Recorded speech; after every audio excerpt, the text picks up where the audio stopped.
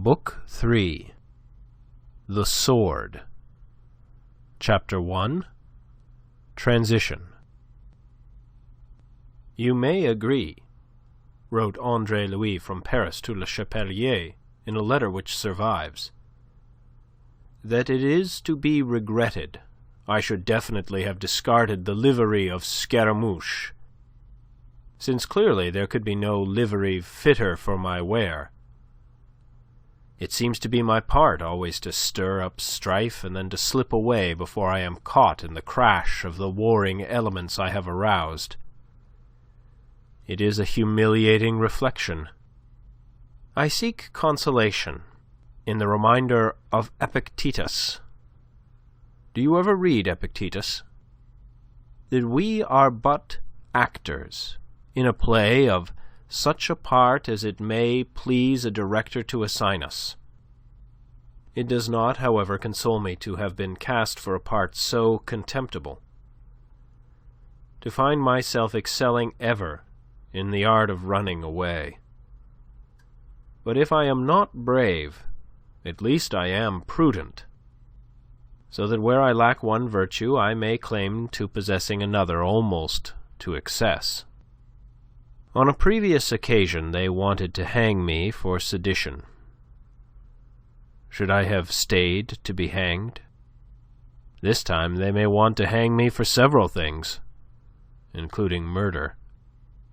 For I do not know whether that scoundrel Binet be alive or dead from the dose of lead I pumped into his fat paunch. Nor can I say that I very greatly care. If I have a hope at all in the matter, it is that he is dead and damned. But I am really indifferent. My own concerns are troubling me enough. I have all but spent the little money that I contrived to conceal about me before I fled from Nantes on that dreadful night. And both of the only two professions of which I can claim to know anything, the law and the stage, are closed to me, since I cannot find employment in either without revealing myself as a fellow who is urgently wanted by the hangman. As things are, it is very possible that I may die of hunger, especially considering the present price of victuals in this ravenous city. Again I have recourse to Epictetus for comfort. It is better, he says, to die of hunger, having lived without grief and fear, than to live with a troubled spirit amid abundance. I seem likely to perish in the estate that he accounts so enviable. That it does not seem exactly enviable to me merely proves that as a Stoic I am not a success. There is also another letter of his, written at about the same time, to the Marquis de la Tour d'Azyr, a letter since published by Monsieur Émile Quersac in his Undercurrents of the Revolution in Brittany, unearthed by him from the archives of Rennes, to which it had been consigned by Monsieur de Lesdiguières, who had received it for judiciary purposes from the Marquis.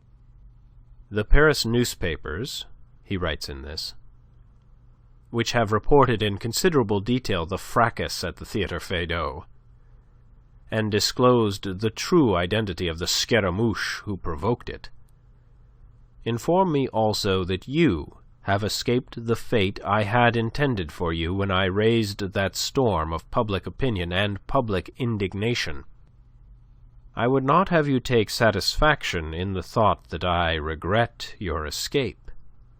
I do not. I rejoice in it. To deal justice by death has this disadvantage that the victim has no knowledge that justice has overtaken him. Had you died, had you been torn limb from limb that night, I should now repine in the thought of your eternal and untroubled slumber, not in euthanasia, but in torment of mind should the guilty atone. You see, I am not sure that hell hereafter is a certainty, whilst I am quite sure that it can be a certainty in this life, and I desire you to continue to live yet a while, that you may taste something of its bitterness. You murdered Philippe de Vilmorin because you feared what you described as his very dangerous gift of eloquence.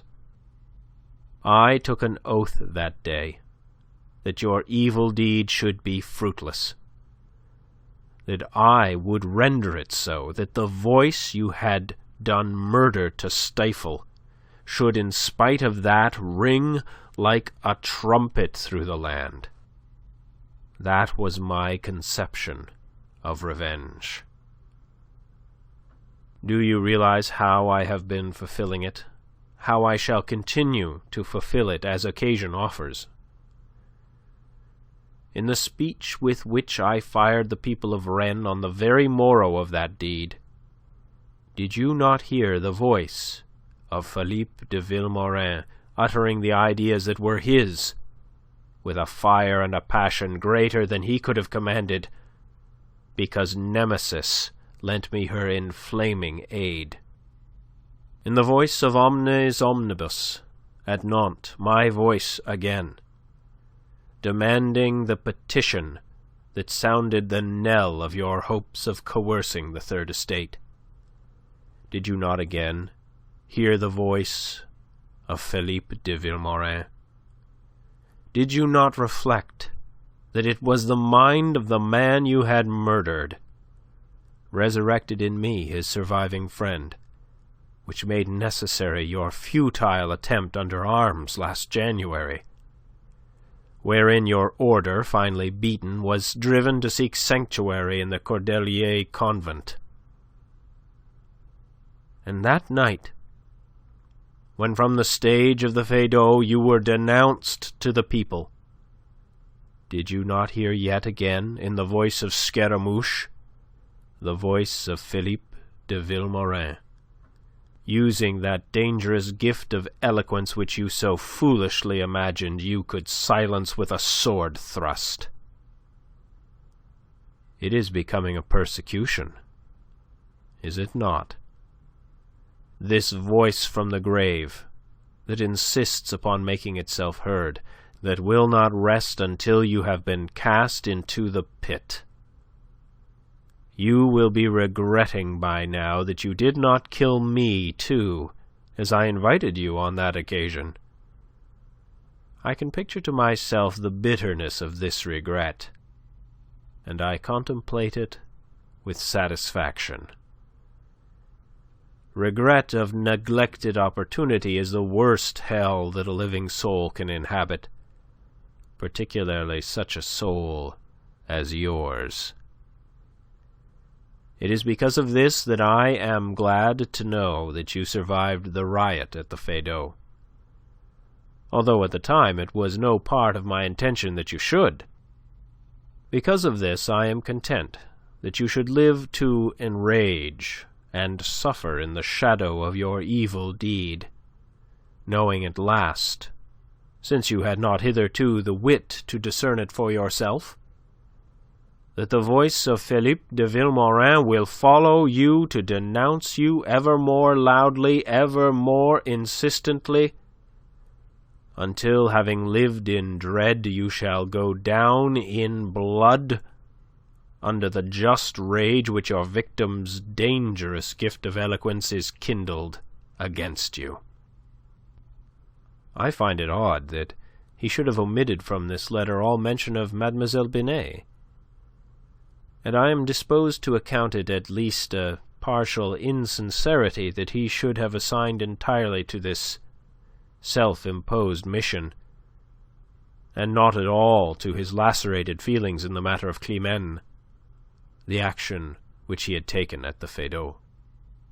Those two letters, both written in April of that year, 1789, had for only immediate effect to increase the activity with which Andre-Louis Moreau was being sought. Le Chapelier would have found him so as to lend him assistance, to urge upon him once again that he should take up a political career. The electors of Nantes would have found him. At least they would have found Omnes Omnibus, of whose identity with himself they were still in ignorance, on each of the several occasions when a vacancy occurred in their body. And the Marquis de La Tour d'Azyr and M. de Lesdiguières would have found him that they might send him to the gallows, with the purpose no less vindictive was he being sought by M. Binet, now unhappily recovered from his wound, to face completest ruin. His troop had deserted him during his illness, and reconstituted under the direction of Polichinelle, it was now striving with tolerable success to continue upon the lines which Andre-Louis had laid down. Monsieur le Marquis, prevented by the riot from expressing in person to Mademoiselle Binet his purpose of making an end of their relations, had been constrained to write to her to that effect from Azyr a few days later.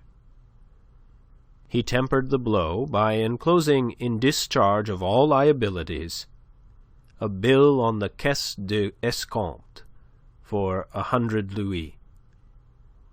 Nevertheless, it almost crushed the unfortunate, and it enabled her father, when he recovered, to enrage her by pointing out that she owed this turn of events to the premature surrender she had made in defiance of his sound, worldly advice.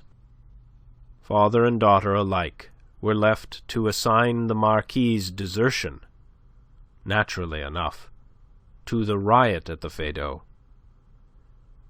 They laid that with the rest to the account of Scaramouche, and were forced in bitterness to admit that the scoundrel had taken a superlative revenge.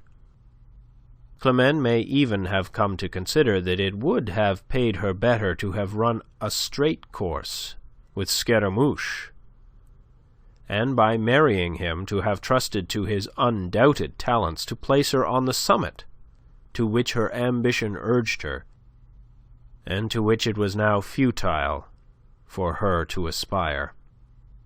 If so, that reflection must have been her sufficient punishment. For, as Andre-Louis so truly says, there is no worse hell than that provided by the regrets for wasted opportunities. Meanwhile, the fiercely sought Andre-Louis Moreau had gone to earth completely for the present, and the brisk police of Paris, urged on by the king's lieutenant from Rennes, hunted for him in vain. Yet he might have been found in a house in the Rue de Hussard, within a stone's throw of the Palais Royal, whither purest chance had conducted him. That which in his letter to Le Chapelier he represents as a contingency of the near future was, in fact, the case in which already he found himself. He was destitute. His money was exhausted, including that procured by the sale of such articles of adornment as were not of absolute necessity. So desperate was his case, that strolling one gusty April morning down the Rue de Hussard, with his nose in the wind looking for what might be picked up, he stopped to read a notice outside the door of a house on the left side of the street as you approach the Rue de Richelieu. There was no reason why he should have gone down the Rue de Hussard. Perhaps its name attracted him, as appropriate to his case. The notice, written in a big round hand, announced that a young man of good address, with some knowledge of swordsmanship, was required by Monsieur Bertrand des Amis on the second floor. Above this notice was a black oblong board, which in vulgar terms may be described as red charged, with 2 swords crossed and 4 fleurs-de-lis, one in each angle of the saltire. Under the shield, in letters of gold, ran the legend, Bertrand des Amis, maître en fait d'armes des Académies du Roi. Andre-Louis stood considering. He could claim, he thought, to possess the qualifications demanded. He was certainly young, and he believed of tolerable address, whilst the fencing lessons he had received in Nantes had given him at least an elementary knowledge of swordsmanship. The notice looked as if it had been pinned there some days ago, suggesting that applicants for the post were not very numerous.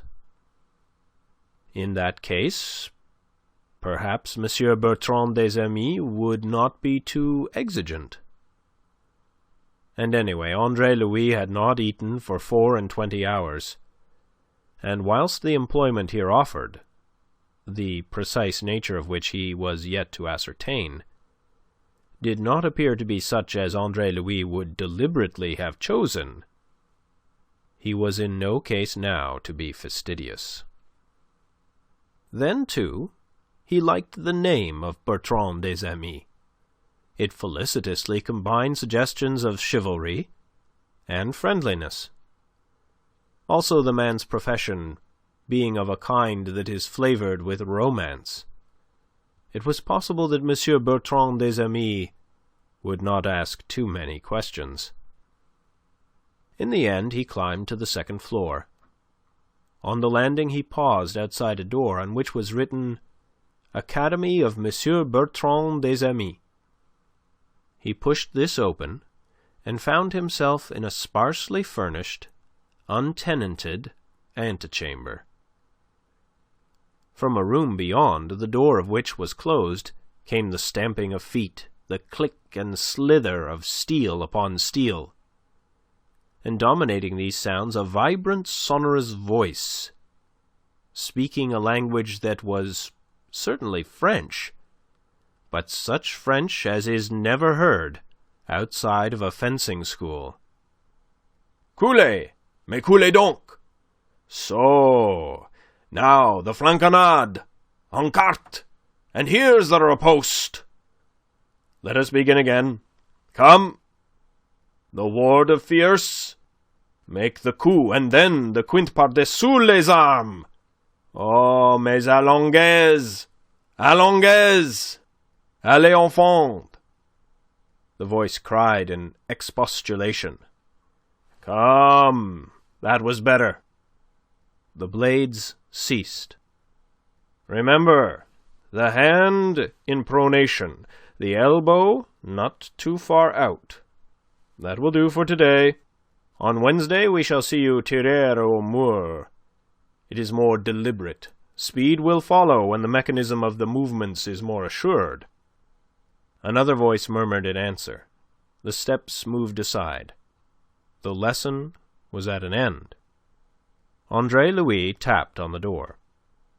It was opened by a tall, slender, gracefully proportioned man of perhaps 40. Black silk breeches and stockings, ending in light shoes, clothed him from the waist down.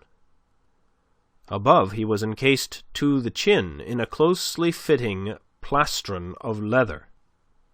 His face was aquiline and swarthy, his eyes full and dark, his mouth firm, and his clubbed hair was of a lustrous black, with here and there a thread of silver showing. In the crook of his left arm he carried a fencing mask, a thing of leather, with a wire grating to protect the eyes. His keen glance played over Andre-Louis from head to foot. "Monsieur?" he inquired politely. It was clear that he mistook Andre-Louis' quality, which is not surprising, for despite his sadly reduced fortunes, his exterior was irreproachable, and Monsieur des Amis was not to guess that he carried upon his back the whole of his possessions. "You have a notice below, monsieur," he said, and from the swift lightening of the fencing-master's eyes, he saw that he had been correct in his assumption that applicants for the position had not been jostling one another on this threshold. And then that flash of satisfaction was followed by a look of surprise. "You are come in regard to that?" Andre-Louis shrugged and half smiled. "One must live," said he. "But come in. Sit down there. I shall be free to attend to you in a moment." Andre-Louis took a seat on the bench ranged against one of the whitewashed walls. The room was long and low, its floor entirely bare. Plain wooden forms, such as that which he occupied, were placed here and there against the wall. These last were plastered with fencing trophies, masks, crossed foils, stuffed plastrons, and a variety of swords, daggers, and targets, belonging to a variety of ages and countries. There was also a portrait of an obese, big-nosed gentleman in an elaborately curled wig, wearing the blue ribbon of the Saint-Esprit, in whom Andre-Louis recognized the king. And there was a framed parchment, M. des Amis' certificate from the King's Academy. A bookcase occupied one corner, and near this, facing the last of the four windows that abundantly lighted the long room, there was a small writing table and an armchair. A plump and beautifully dressed young gentleman stood by this table in the act of resuming coat and wig. M. des Amis sauntered over to him, moving, thought Andre-Louis, with extraordinary grace and elasticity, and stood in talk with him whilst also assisting him to complete his toilette. At last the young gentleman took his departure, mopping himself with a fine kerchief that left a trail of perfume on the air. M. des Amis closed the door and turned to the applicant, who rose at once. "Where have you studied?" quoth the fencing-master abruptly. "Studied?" Andre-Louis was taken aback by the question. "Oh, at Louis le Grand." M. des Amis frowned, looking up sharply as if to see whether his applicant was taking the liberty of amusing himself. "In heaven's name, I am not asking you where you did your humanities, but in what academy you studied fencing." "Oh, fencing." It had hardly ever occurred to Andre-Louis that the sword ranked seriously as a study. "I never studied it very much. I had some lessons in the country once." The master's eyebrows went up. "But then," he cried, "why trouble to come up 2 flights of stairs?" He was impatient. "The notice does not demand a high degree of proficiency. If I am not proficient enough, yet knowing the rudiments I can easily improve. I learn most things readily." Andre-Louis commended himself. "For the rest, I possess the other qualifications. I am young, as you observe, and I leave you to judge whether I am wrong in assuming that my address is good. I am by profession a man of the robe, though I realize that the motto here is cedat toga armis." M. des Amis smiled approvingly. Undoubtedly the young man had a good address, and a certain readiness of wit, it would appear. He ran a critical eye over his physical points. "What is your name?" he asked. Andre-Louis hesitated a moment. "Andre-Louis," he said. The dark, keen eyes conned him more searchingly. "Well, Andre-Louis what?" "Just Andre-Louis. Louis is my surname." "Oh? An odd surname. You come from Brittany by your accent. Why did you leave it?" "To save my skin," he answered without reflecting, and then made haste to cover the blunder. "I have an enemy," he explained. M. des Amis frowned, stroking his square chin. "You ran away?" "You may say so." "A coward, eh?" "I don't think so." And then he lied romantically. Surely a man who lived by the sword should have a weakness for the romantic. "You see, My enemy is a swordsman of great strength, the best blade in the province, if not the best blade in France. That is his repute. I thought I would come to Paris to learn something of the art, and then go back and kill him. That, to be frank, is why your notice attracted me. You see, I have not the means to take lessons otherwise. I thought to find work here in the law, but I have failed. There are too many lawyers in Paris as it is, and whilst waiting I have consumed the little money that I had, so that, enfin, your notice seemed to me something to which a special providence had directed me." Monsieur des Amis gripped him by the shoulders and looked into his face. "Is this true, my friend?" he asked.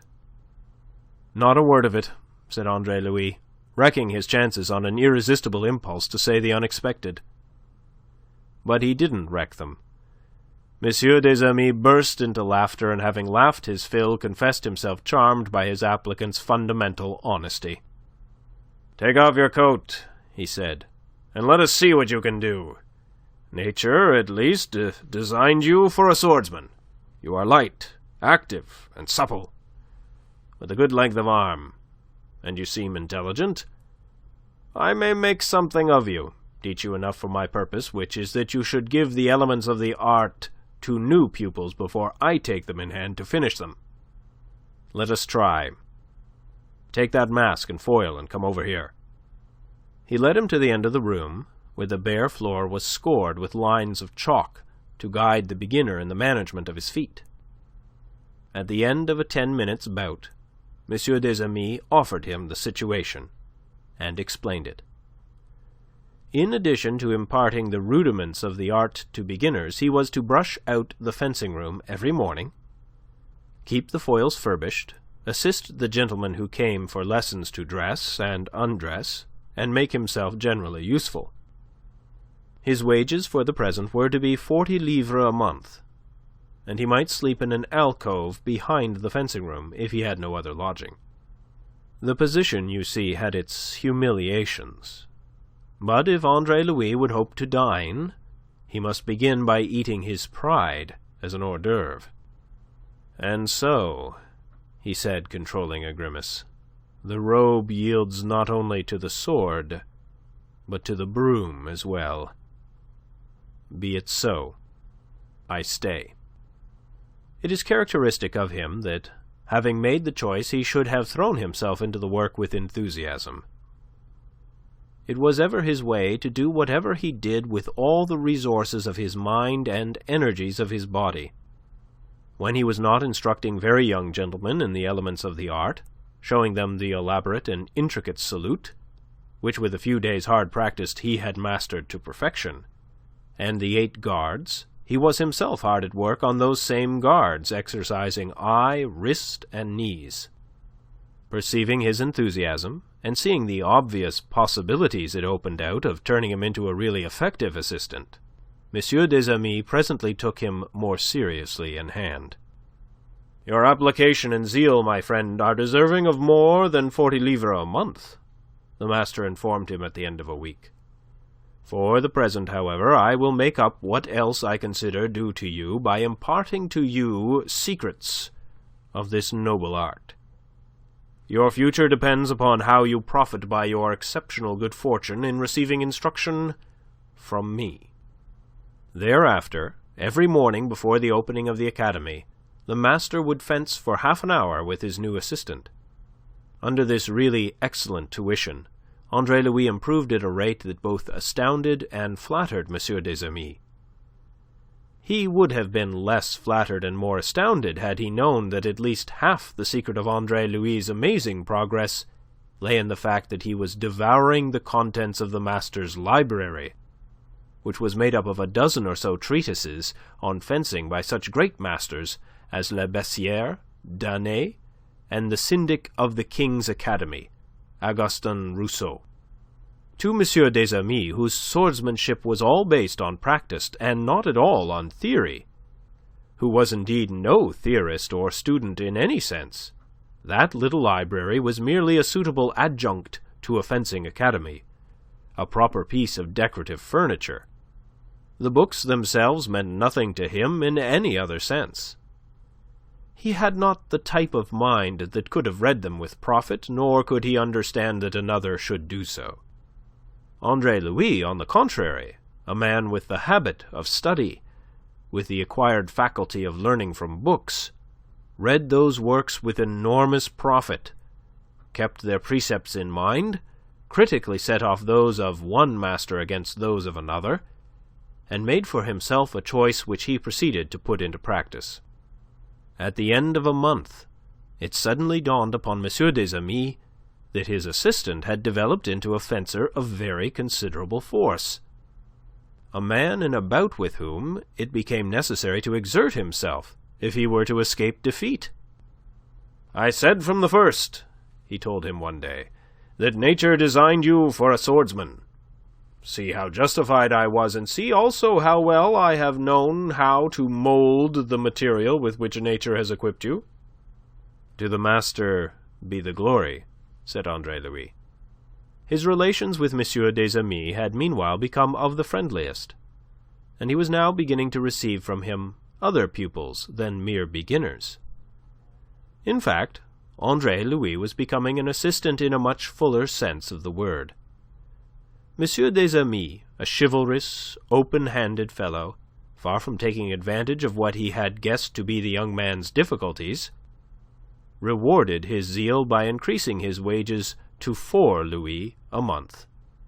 From the earnest and thoughtful study of the theories of others, it followed now, as not uncommonly happens, that Andre-Louis came to develop theories of his own. He lay one June morning on his little truckle bed in the alcove behind the academy, considering a passage that he had read last night in Danae on double and triple feints. It had seemed to him, when reading it, that Danae had stopped short on the threshold of a great discovery in the art of fencing. Essentially a theorist, Andre-Louis perceived the theory suggested, which Danae himself, in suggesting it, had not perceived. He lay now on his back, surveying the cracks in the ceiling and considering this matter further with the lucidity that early morning often brings to an acute intelligence. You are to remember that for close upon 2 months now the sword had been Andre-Louis's daily exercise and almost hourly thought. Protracted concentration upon the subject was giving him an extraordinary penetration of vision. Swordsmanship, as he learnt and taught and saw it daily practised, consists of a series of attacks and parries, a series of disengages, from one line into another.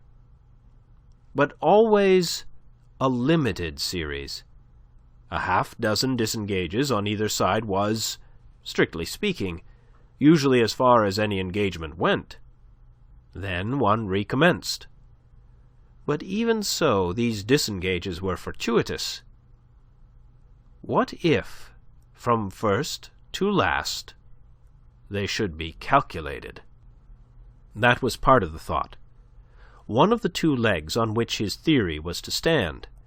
The other was, what would happen if one so elaborated Danae's ideas on the triple feint as to merge them into a series of actual calculated disengages, to culminate at the 4th or 5th or even 6th disengage?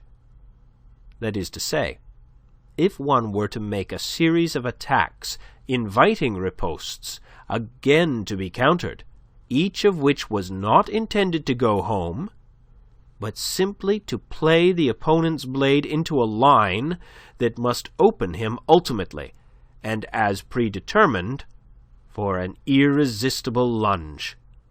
Each counter of the opponent's would have to be preconsidered in this widening of his guard, a widening so gradual that he should himself be unconscious of it, and throughout intent upon getting home his own point on one of those counters.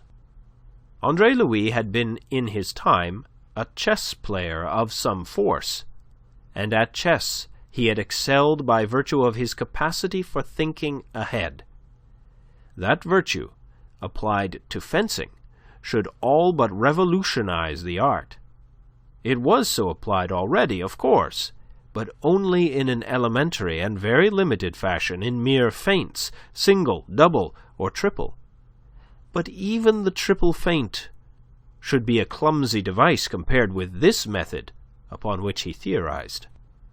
He considered further, and the conviction grew that he held the key of a discovery. He was impatient to put his theory to the test. That morning he was given a pupil of some force, against whom usually he was hard put to it to defend himself. Coming on guard, he made up his mind to hit him on the fourth disengage, predetermining the 4 passes that should lead up to it. They engaged in a tierce, and Andre-Louis led the attack by a beat and a straightening of the arm. Came the demi-contre he expected, which he promptly countered by a thrust in quint. This being countered, again he re-entered still lower, and being again correctly parried, as he had calculated, he lunged, swirling his point into quarte, and got home full upon his opponent's breast. The ease of it surprised him. They began again.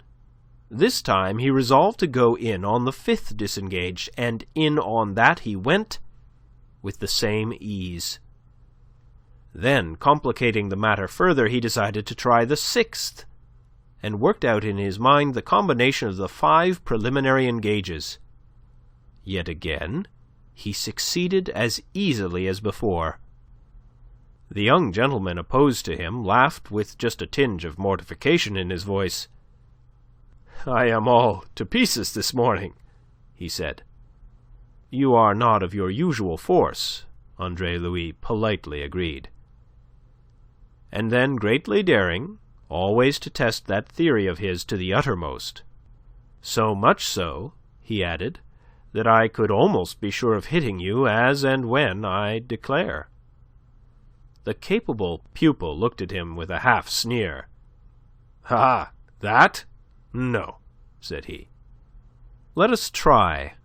On the 4th disengage I shall touch you. Allons, en garde." And as he promised, so it happened. The young gentleman, who hitherto had held no great opinion of Andre-Louis' swordsmanship, accounting him well enough for purposes of practice when the master was otherwise engaged, opened wide his eyes. In a burst of mingled generosity and intoxication, Andre-Louis was almost for disclosing his method, a method which a little later was to become a commonplace of the fencing rooms. Betimes he checked himself. To reveal his secret would be to destroy the prestige that must accrue to him from exercising it. At noon, the academy being empty, M. des Amis called Andre-Louis to one of the occasional lessons which he still received. And for the first time in all his experience with Andre-Louis, M. des Amis received from him a full hit in the course of the first bout. He laughed, well pleased, like the generous fellow he was. "Ah! You are improving very fast, my friend." He still laughed, though not so well pleased when he was hit in the second bout. After that he settled down to fight in earnest, with the result that Andre-Louis was hit 3 times in succession. The speed and accuracy of the fencing master when fully exerting himself disconcerted Andre-Louis' theory, which, for want of being exercised in practice, still demanded too much consideration. But that his theory was sound he accounted fully established, and with that, for the moment, he was content. It remained only to perfect by practice the application of it. To this he now devoted himself with the passionate enthusiasm of the discoverer. He confined himself to a half-dozen combinations, which he practiced assiduously, until each had become almost automatic, and he proved their infallibility upon the best among M. des Amis' pupils.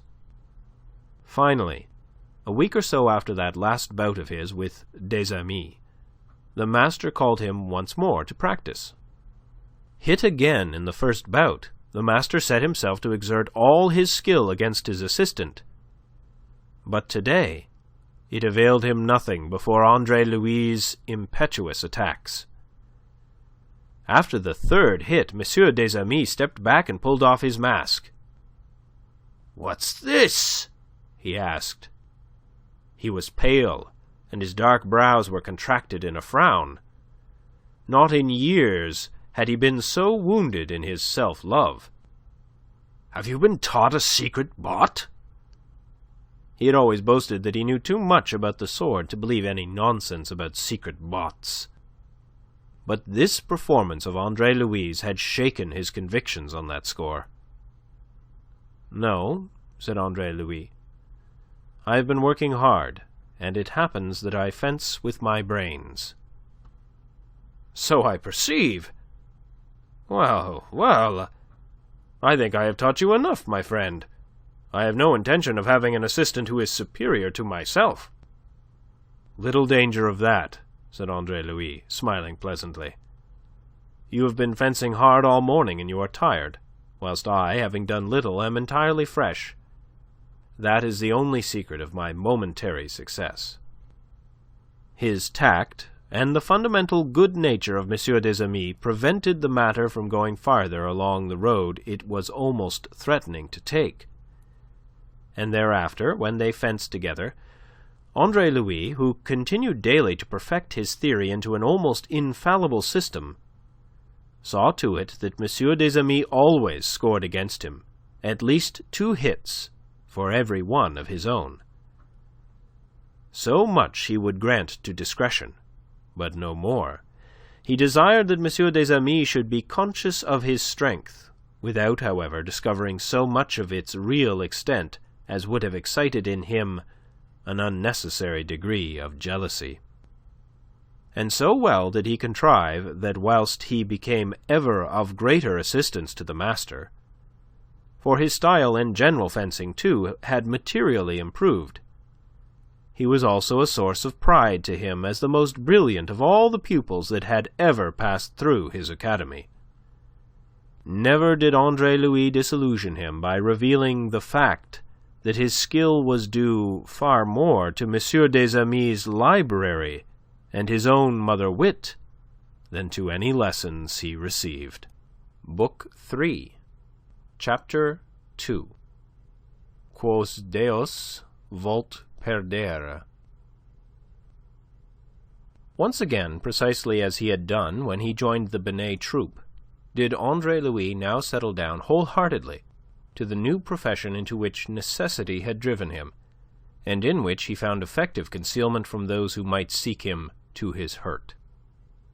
This profession might, although in fact it did not, have brought him to consider himself at last as a man of action. He had not, however, on that account ceased to be a man of thought, and the events of the spring and summer months of that year, 1789, in Paris, provided him with abundant matter for reflection. He read there in the raw what is perhaps the most amazing page in the history of human development, and in the end he was forced to the conclusion that all his early preconceptions had been at fault, and that it was such exalted, passionate enthusiasts as Vilmorin who had been right.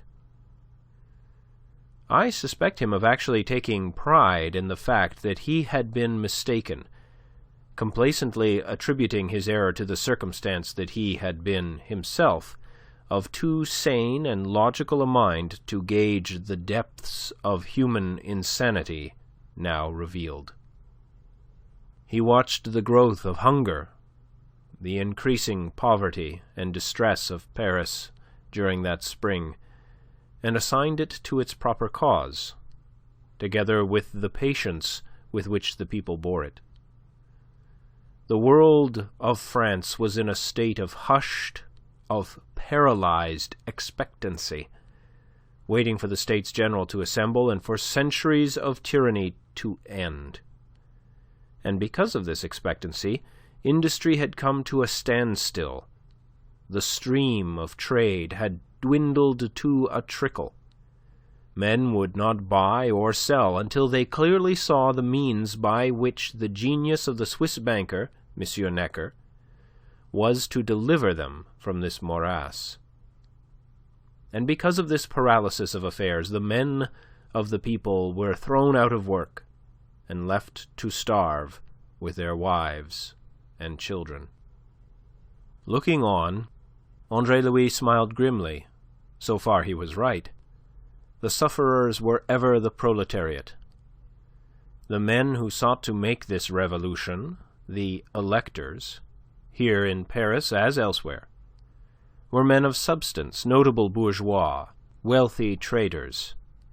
And whilst these, despising the canaille and envying the privileged, talked largely of equality, by which they meant an ascending equality that should confuse themselves with the gentry, the proletariat perished of want in its kennels.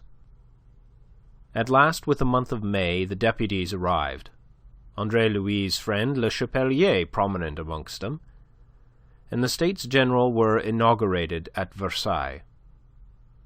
It was then that affairs began to become interesting. Then that Andre-Louis began seriously to doubt the soundness of the views he had held hitherto. When the royal proclamation had gone forth decreeing that the deputies of the Third Estate should number twice as many as those of the other two orders together, Andre-Louis had believed that the preponderance of votes thus assured to the Third Estate rendered inevitable the reforms to which they had pledged themselves. But he had reckoned without the power of the privileged orders over the proud Austrian queen, and her power over the obese, phlegmatic, and irresolute monarch. That the privileged orders should deliver battle in defence of their privileges, Andre-Louis could understand. Man being what he is, and labouring under his curse of acquisitiveness, will never willingly surrender possessions, whether they be justly or unjustly held. But what surprised Andre-Louis was the unutterable crassness of the methods by which the privileged ranged themselves for battle. They opposed brute force to reason and philosophy, and battalions of foreign mercenaries to ideas, as if ideas were to be impaled on bayonets. The war between the privileged and the court on one side, and the assembly and the people on the other, had begun. The Third Estate contained itself and waited with the patience of nature. Waited a month, whilst, with the paralysis of business now complete, the skeleton hand of famine took a firmer grip of Paris.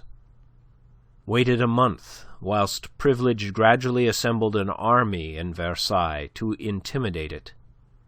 An army of 15 regiments, 9 of which were Swiss and German, and mounted a park of artillery before the building in which the deputies sat.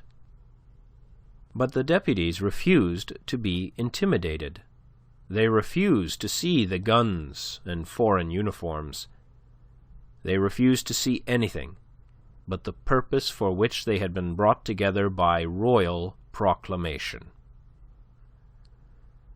Thus, until the 10th of June, when that great thinker and metaphysician, the Abbé Cas, gave the signal, "It is time," said he, "to cut the cable."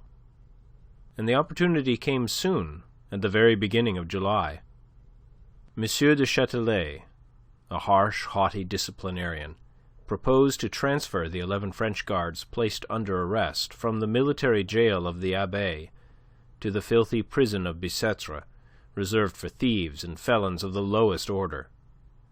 Word of that intention going forth, the people at last met violence with violence. A mob 4,000 strong broke into the Abbaye, and delivered thence not only the 11 guardsmen, but all the other prisoners, with the exception of one whom they discovered to be a thief, and whom they put back again. That was open revolt, at last. And with revolt Privilege knew how to deal. It would strangle this mutinous Paris in the iron grip of the foreign regiments. Measures were quickly concerted.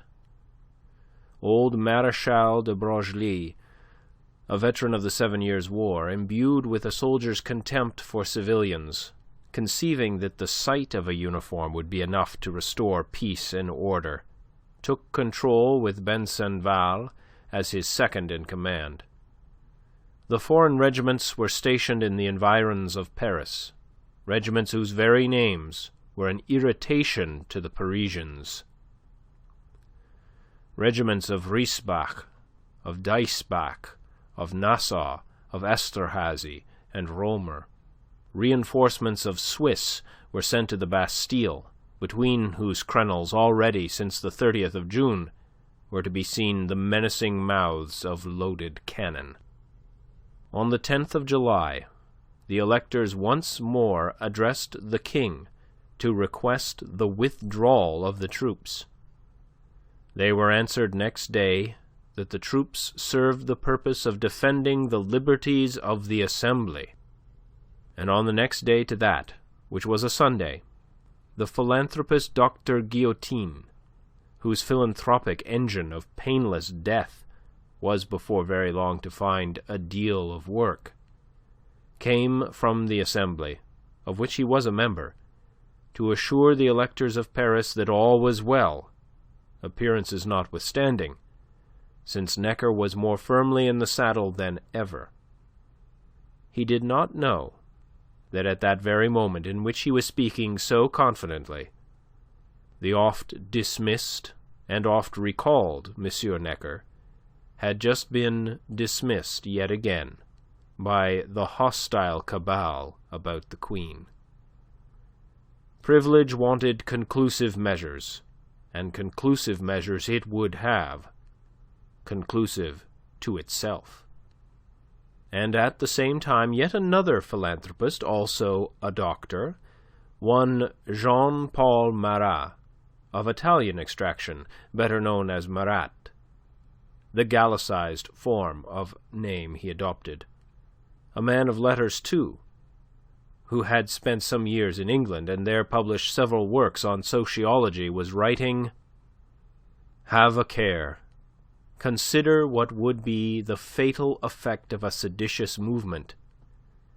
If you should have the misfortune to give way to that, you will be treated as people in revolt, and blood will flow."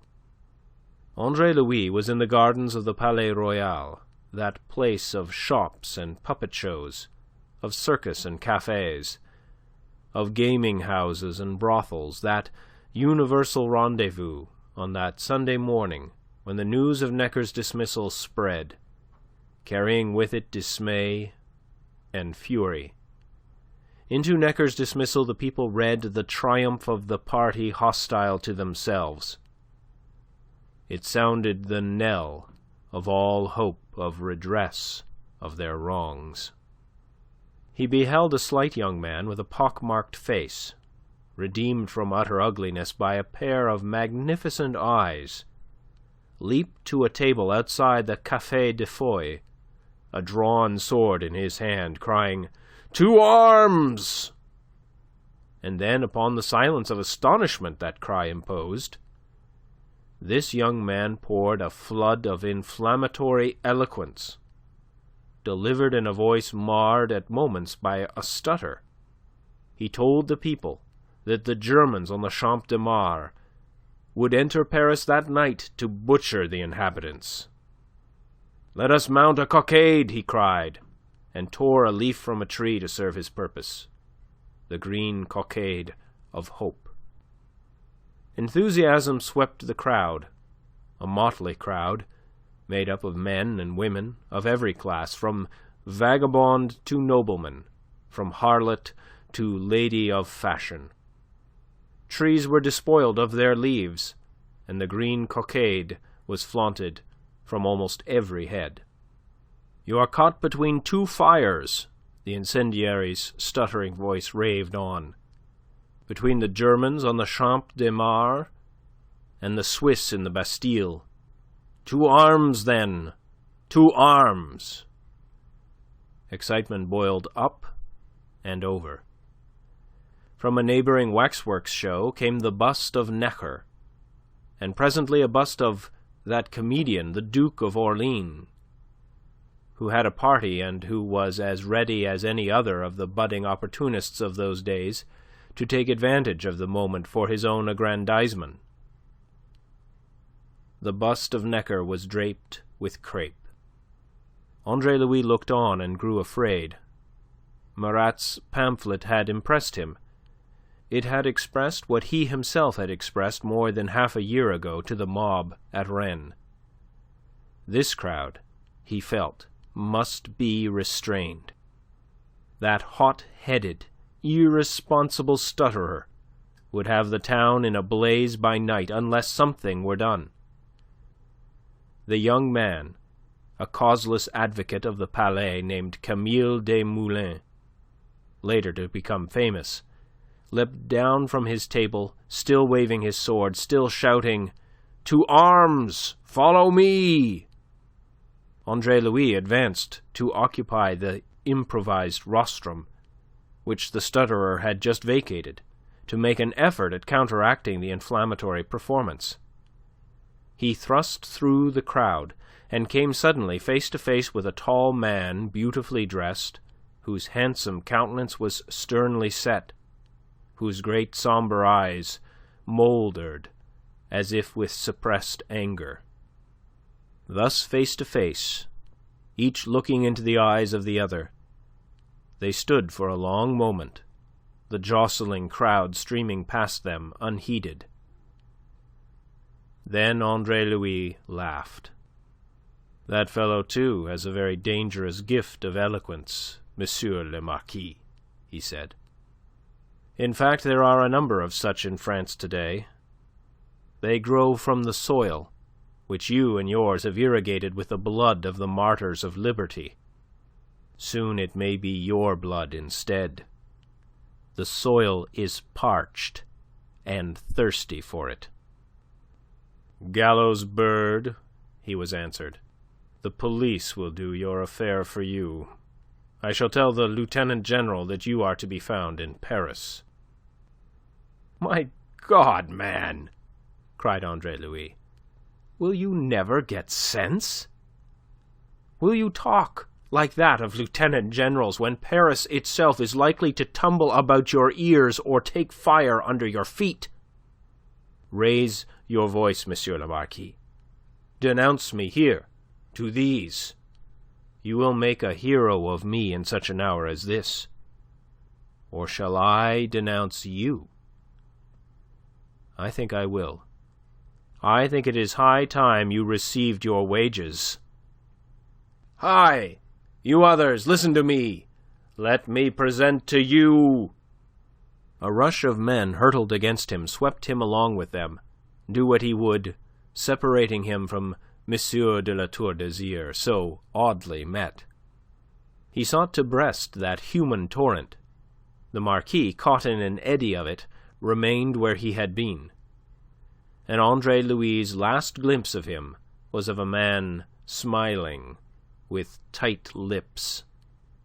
An ugly smile. Meanwhile the gardens were emptying in the wake of that stuttering firebrand who had mounted the green cockade.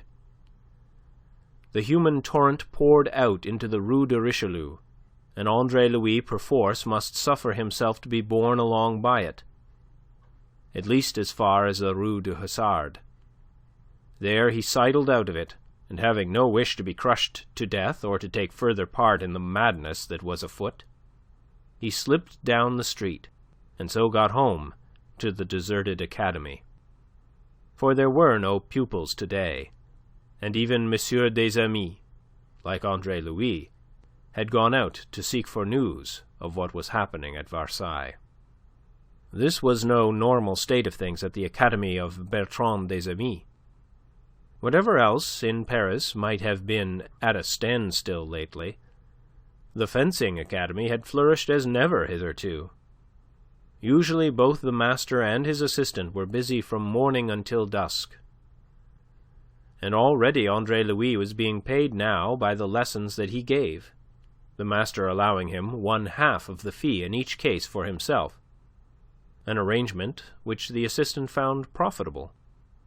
On Sundays the academy made half holiday, but on this Sunday, such had been the state of suspense and ferment in the city, that no one having appeared by 11 o'clock, both des Amis and Andre-Louis had gone out. Little they thought, as they lightly took leave of each other, they were very good friends by now, that they were never to meet again in this world. Bloodshed there was that day in Paris. On the Place Vendôme, a detachment of dragoons awaited the crowd out of which Andre-Louis had slipped. The horsemen swept down upon the mob, dispersed it, smashed the waxen effigy of Monsieur Necker, and killed one man on the spot, an unfortunate French guard who stood his ground. That was a beginning. As a consequence, Besenval brought up his Swiss from the Champ de Mars, and marshalled them in battle order on the Champs-Élysées, with 4 pieces of artillery. His dragoons he stationed in the Place Louis XV.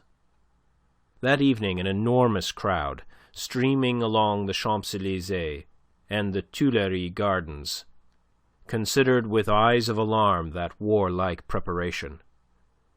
Some insults were cast upon those foreign mercenaries, and some stones were flung. Besenval, losing his head or acting under orders, sent for his dragoons and ordered them to disperse the crowd. But that crowd was too dense to be dispersed in this fashion, so dense that it was impossible for the horsemen to move without crushing someone.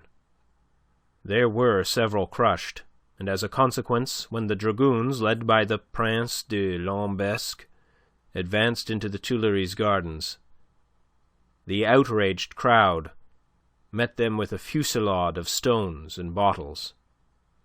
Lambesc gave the order to fire. There was a stampede.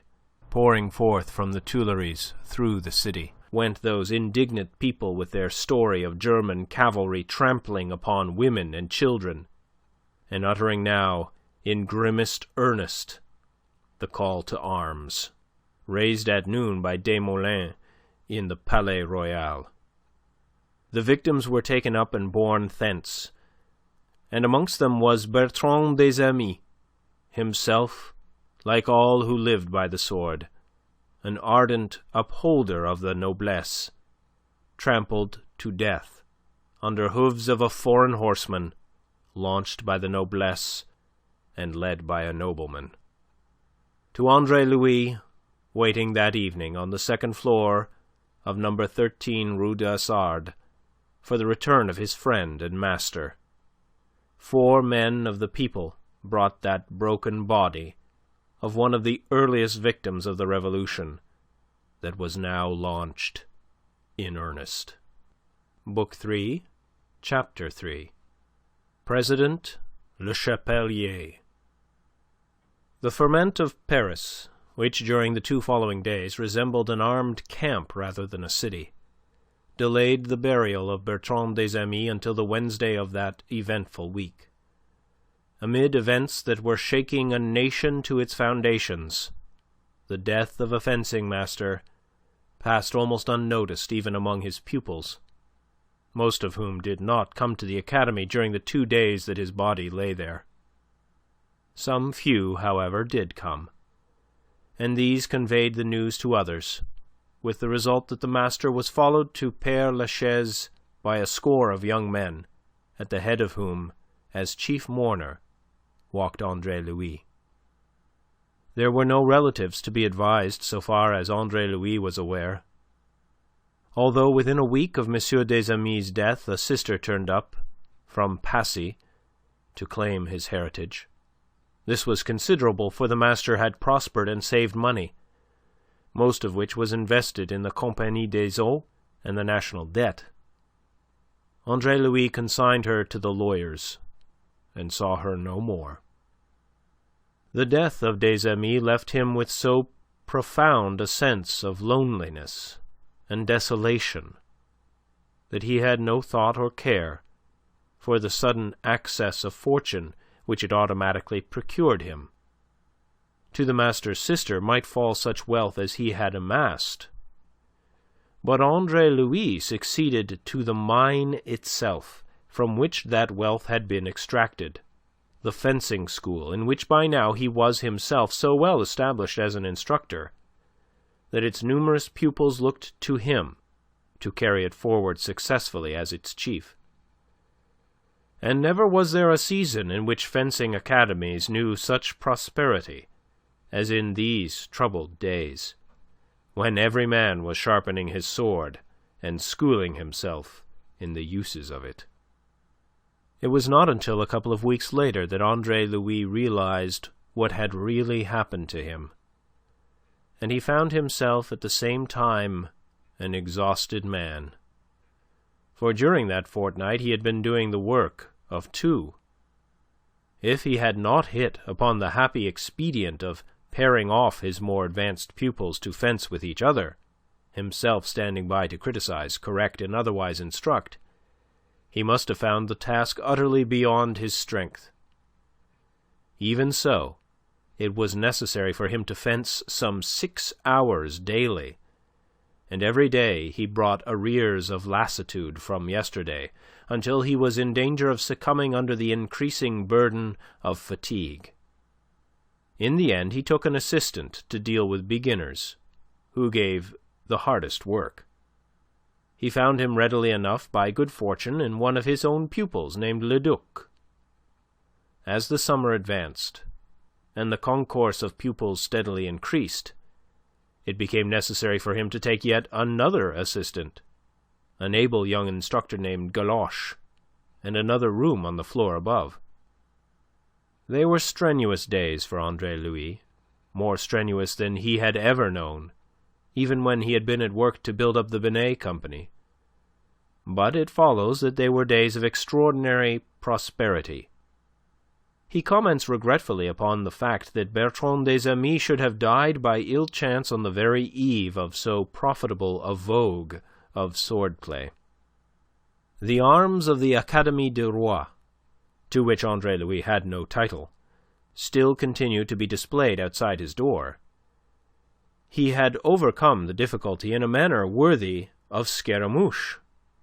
He left the escutcheon and the legend Académie de Bertrand des Amis, Maître en fait d'armes des Académies du Roi, appending to it further legend, conducted by Andre-Louis. With little time now in which to go abroad, it was from his pupils and the newspapers, of which a flood had risen in Paris with the establishment of the freedom of the press, that he learnt of the revolutionary processes around him. Followed upon, as a measure of anticlimax, the fall of the Bastille. That had happened whilst M. des Amis lay dead, on the day before they buried him, and was indeed the chief reason of the delay in his burial. It was an event that had its inspiration in that ill-considered charge of Prince Lambesc, in which the fencing-master had been killed. The outraged people had besieged the electors in the Hôtel de Ville, demanding arms with which to defend their lives from these foreign murderers hired by despotism. And in the end the electors had consented to give them arms, or rather, for arms it had none to give, to permit them to arm themselves. Also it had given them a cockade of red and blue, the colours of Paris. Because these colours were also those of the liveries of the Duke of Orleans, white was added to them, the white of the ancient standard of France, and thus was the tricolour born. Further, a permanent committee of electors was appointed to watch over public order.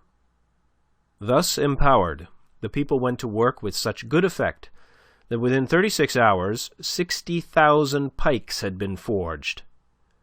At 9 o'clock on Tuesday morning, 30,000 men were before the Invalides. By 11 o'clock they had ravished it of its store of arms, amounting to some 30,000 muskets, whilst others had seized the arsenal and possessed themselves of powder. Thus they prepared to resist the attack that from 7 points was to be launched that evening upon the city. But Paris did not wait for the attack. It took the initiative. Mad with enthusiasm, it conceived the insane project of taking that terrible, menacing fortress, the Bastille. And what is more, it succeeded, as you know, before 5 o'clock that night, aided in the enterprise by the French guards with cannon. The news of it, borne to Versailles by Lambesc, in flight with his dragoons before the vast armed force that had sprouted from the paving stones of Paris, gave the court pause. The people were in possession of the guns captured from the Bastille. They were erecting barricades in the streets and mounting these guns upon them. The attack had been too long delayed. It must be abandoned, since now it could lead only to fruitless slaughter that must further shake the already sorely shaken prestige of royalty. And so the court, growing momentarily wise again under the spur of fear, preferred to temporize. Necker should be brought back yet once again. The 3 orders should sit united as the National Assembly demanded. It was the completest surrender of force to force, the only argument. The king went alone to inform the National Assembly of that 11th hour resolve, to the great comfort of its members, who viewed with pain and alarm the dreadful state of things in Paris. No force but the force of reason and argument was their watchword, and it was so to continue for 2 years yet, with a patience and fortitude in the face of ceaseless provocation to which insufficient justice has been done. As the king was leaving the assembly, a woman, embracing his knees, gave tongue to what might well be the question of all France. "Ah, sire, are you really sincere? Are you sure they will not make you change your mind?" Yet no such question was asked when a couple of days later the king, alone and unguarded, save by the representatives of the nation, came to Paris to complete the peacemaking, the surrender of privilege. The court was filled with terror by the adventure. Were they not the enemy, these mutinous Parisians? And should a king go thus among his enemies? If he shared some of that fear, as the gloom of him might lead us to suppose, he must have found it idle.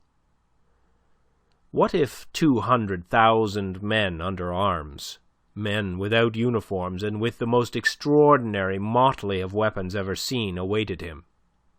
They awaited him as a guard of honor.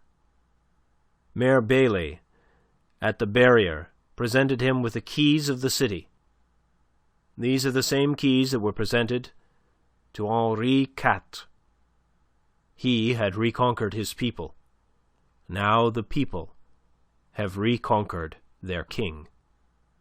At the Hôtel de Ville, Mayor Bailly offered him the new cockade, the tricolored symbol of constitutional France.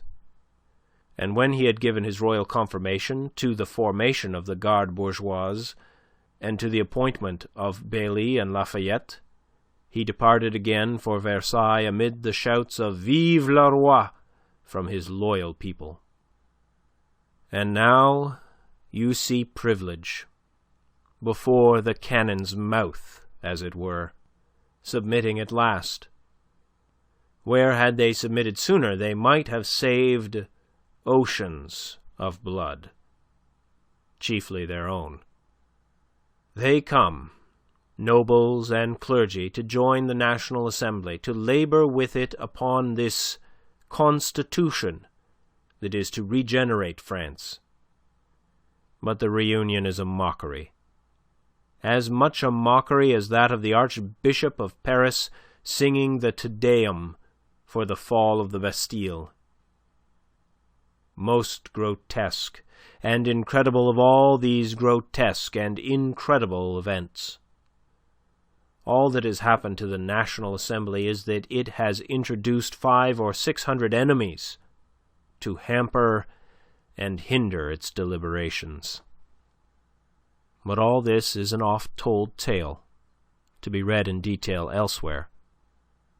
I give you here just so much of it as I have found in Andre-Louis' own writings, almost in his own words, reflecting the changes that were operating in his mind.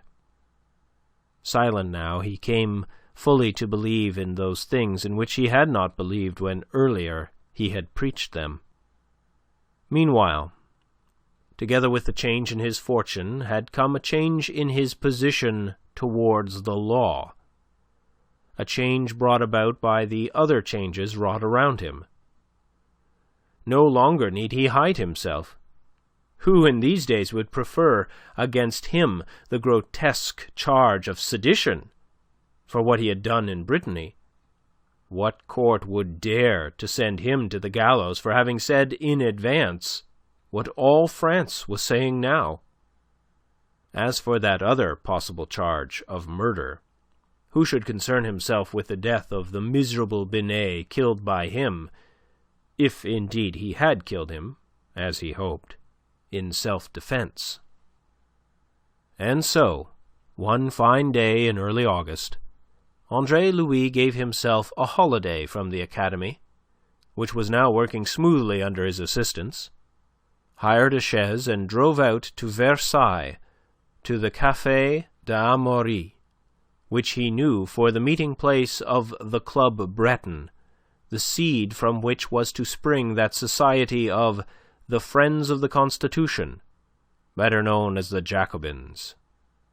He went to seek Le Chapelier, who had been one of the founders of the club, a man of great prominence now, president of the Assembly in this important season when it was deliberating upon the Declaration of the Rights of Man. Le Chapelier's importance was reflected in the sudden servility of the shirt-sleeved, white-aproned waiter of whom Andre-Louis inquired for the representative. Monsieur Le Chapelier was above stairs, with friends. The waiter desired to serve the gentleman, but hesitated to break in upon the assembly in which Monsieur le Député found himself. Andre-Louis gave him a piece of silver to encourage him to make the attempt. Then he sat down at a marble-topped table by the window, looking out over the wide, tree-encircled square. There, in that common room of the café, deserted at this hour of mid-afternoon, the great man came to him. Less than a year ago he had yielded precedence to Andre-Louis in a matter of delicate leadership. Today he stood on the heights, one of the great leaders of the nation in travail, and Andre-Louis was deep down in the shadows of the general mass. The thought was in the minds of both as they scanned each other, each noting in the other the marked change that a few months had wrought. In Le Chapelier, Andre-Louis observed certain heightened refinements of dress that went with certain subtler refinements of countenance. He was thinner than of old, his face was pale, and there was a weariness in the eyes that considered his visitor through a gold-rimmed spyglass. In Andre-Louis, those jaded but quick-moving eyes of the Breton deputy noted changes even more marked. The almost constant swordsmanship of these last months had given Andre-Louis a grace of movement, a poise, and a curious, indefinable air of dignity, of command. He seemed taller by virtue of this, and he was dressed with an elegance which, if quiet, was none the less rich. He wore a small, silver-hilted sword, and wore it as if used to it, and his black hair, that Le Chapelier had never seen other than fluttering lank about his bony cheeks, was glossy now and gathered into a club. Almost he had the air of a petit maître. In both, however, the changes were purely superficial, as each was soon to reveal to the other. Le Chapelier was ever the same direct and downright Breton, abrupt of manner and of speech. He stood smiling a moment in mingled surprise and pleasure, then opened wide his arms. They embraced under the awe-stricken gaze of the waiter, who at once effaced himself. "Andre-Louis, my friend, whence do you drop?" "We drop from above. I come from below to survey at close quarters one who is on the heights." "On the heights? But that you willed it so, it is yourself might now be standing in my place." "I have a poor head for heights, and I find the atmosphere too rarefied. Indeed, you look none too well on it yourself, Isaac. You are pale. And the Assembly was in session all last night. That is all. These damned privileged multiply our difficulties. They will do so until we decry their abolition." They sat down. "Abolition? You contemplate so much? Not that you surprise me. You have always been an extremist." "I contemplate it that I may save them. I seek to abolish them officially, so as to save them from abolition of another kind at the hands of a people they exasperate." "I see. And the king?" "The king is the incarnation of the nation. We shall deliver him together with the nation from the bondage of privilege. Our constitution will accomplish it. You agree?" Andre-Louis shrugged. "Does it matter? I am a dreamer in politics, not a man of action. Until lately I have been very moderate, more moderate than you think. But now, almost, I am a republican.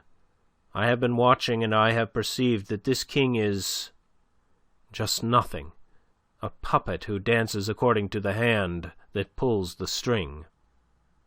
"This king, you say? What other king is possible? You are surely not of those who weave dreams about Orleans.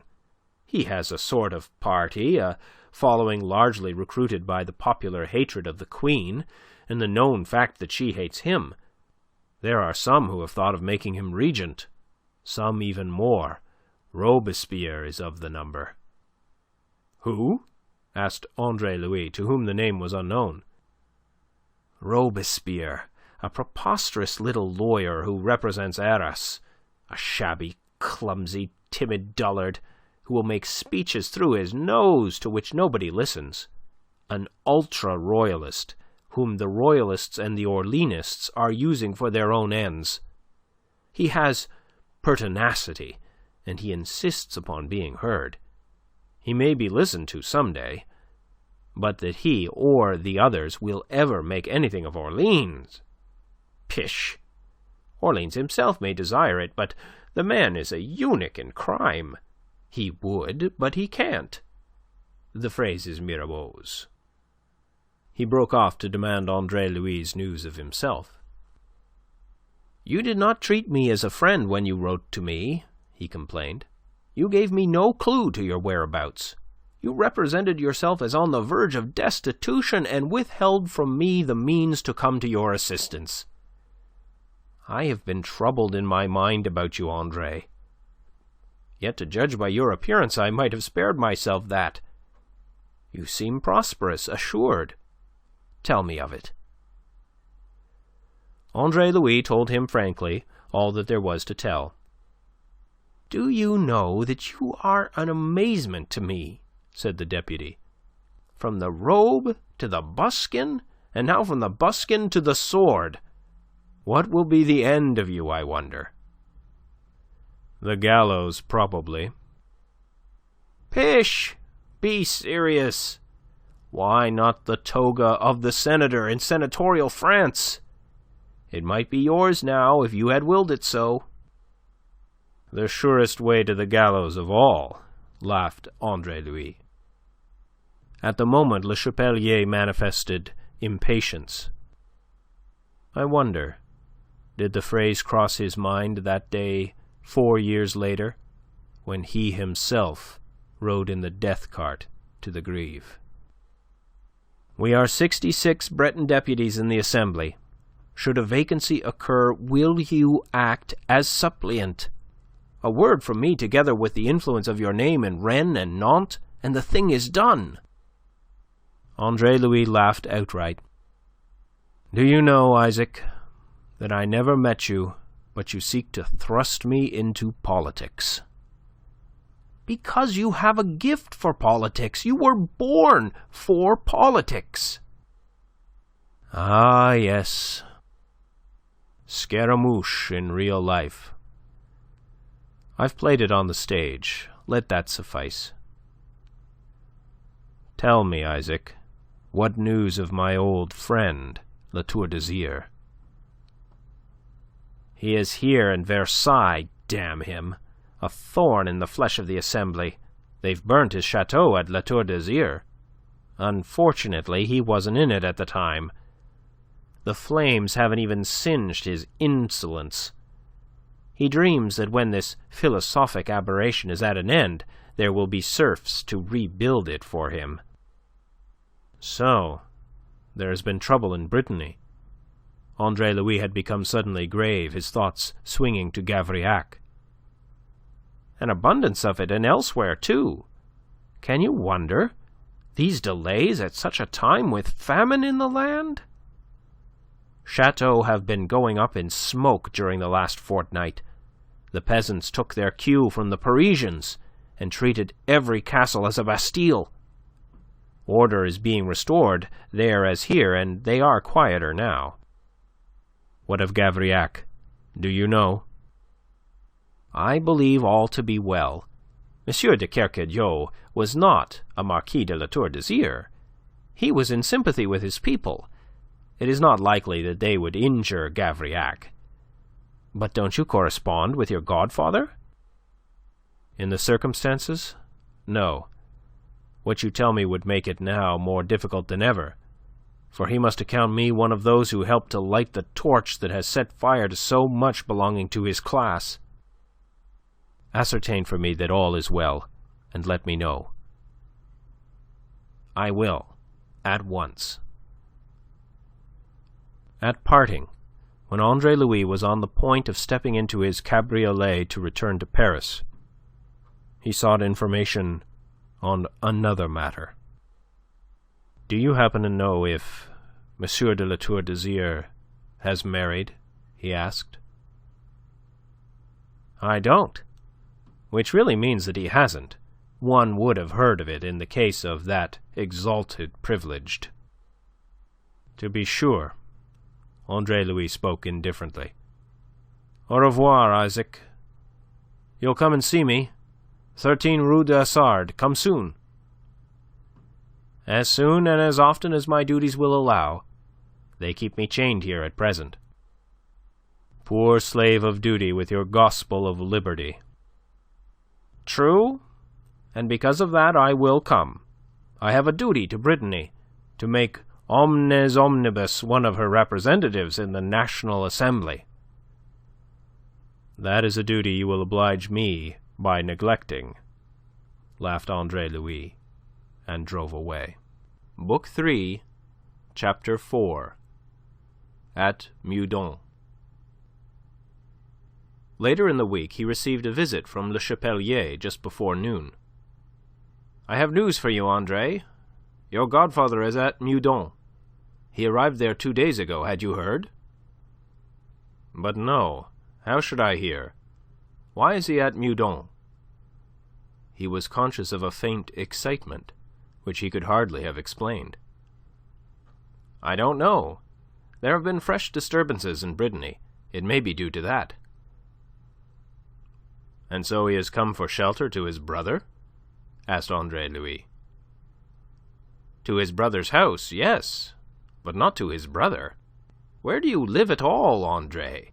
Do you never hear any of the news? Etienne de Gavrillac emigrated years ago.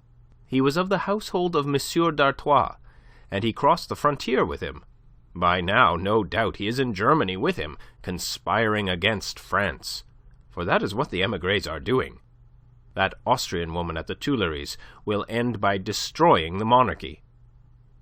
"Yes, yes," said Andre-Louis impatiently. Politics interested him not at all this morning. "But about Gavrillac?" "Why, haven't I told you that Gavrillac is at Meudon, installed in the house his brother has left? Dieu de Dieu! Don't I speak French, or don't you understand the language? I believe that Rabouillet, his intendant, is in charge of Gavrillac. I have brought you the news the moment I received it.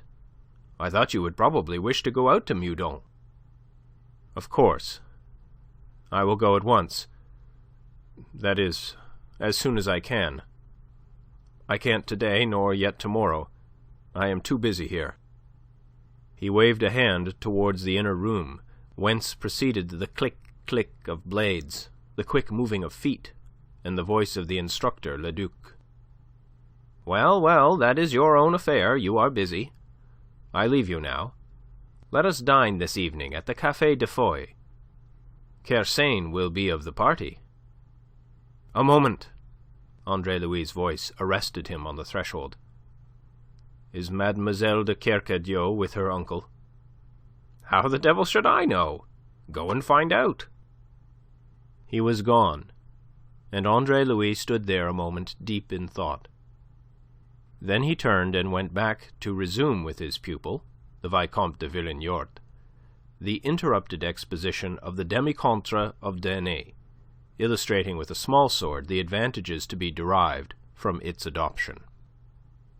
Thereafter he fenced with the Vicomte, who was perhaps the ablest of his pupils at the time, and all the while his thoughts were on the heights of Meudon, his mind casting up the lessons he had to give that afternoon and on the morrow, and wondering which of these he might postpone without deranging the academy. When, having touched the Vicomte 3 times in succession, he paused and wrenched himself back to the present. It was to marvel at the precision to be gained by purely mechanical action. Without bestowing a thought upon what he was doing, his wrist and arm and knees had automatically performed their work, like the accurate fighting engine into which constant practice for a year and more had combined them. Not until Sunday was Andre-Louis able to satisfy a wish which the impatience of the intervening days had converted into a yearning. Dressed with more than ordinary care, his head elegantly coiffed by one of those hairdressers to the nobility, of whom so many were being thrown out of employment by the stream of emigration which was now flowing freely, Andre-Louis mounted his hired carriage and drove out to Meudon. The house of the younger Kercadiou no more resembled that of the head of the family than did his person. A man of the court, where his brother was essentially a man of the soil, an officer of the household of Monsieur le Comte d'Artois, he had built for himself and his family an imposing villa on the heights of Meudon, in a miniature park, conveniently situated from him midway between Versailles and Paris, and easily accessible from either. Monsieur d'Artois, the royal tennis player, had been amongst the very first to emigrate. Together with the Condés, the Contis, the Polignacs, and others of the Queen's intimate council, old Marshal de Broglie and the Prince de Lambesc, who realized that their very names had become odious to the people. He had quitted France immediately after the fall of the Bastille. He had gone to play tennis beyond the frontier, and there consummate the work of ruining the French monarchy upon which he and those others had been engaged in France. With him, amongst several members of his household, went Etienne de Kercadiou, and with Etienne de Kercadiou went his family, a wife and 4 children.